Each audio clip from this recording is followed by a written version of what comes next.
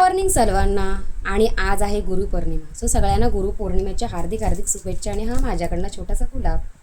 So Guru Purnima का celebrate करतात ते सगळ्यांनाच माहिती आहे. ज्याला आपण गुरु मानतो त्याला आपण एक गुलाबाचं फूल देतो, हो की नाही.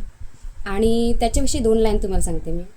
आयुष्यात गुरु आपण त्यालाच मानतो की जो आपल्याला अपयश असेल तेव्हा आपल्याला सपोर्ट करतो, आणि यश असेल तेव्हा आपल्याला टाळ्यासुद्धा वाजवतो, आणि आपल्या चुकासुद्धा आपल्याला दाखवून देतो की आपण काय चुकीचं करतो आहे.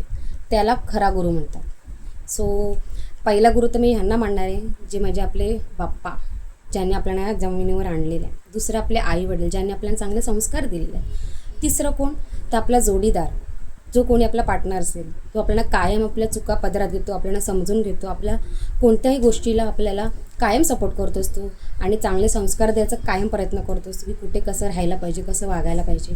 सो अशा या 3 व्यक्तींना माझ्यापासून मनापासून आभार आहे की त्यांच्यामुळे आज मी या चांगल्या ठिकाणी आहे, जमिनीवरती आहे. हे फक्त त्यांच्यामुळे आहे. सो धन्यवाद. तर तुमचं कोण गुरु आहे ते मला नक्की सांगा कमेंटमध्ये. गुड मॉर्निंग आणि बाय बाय.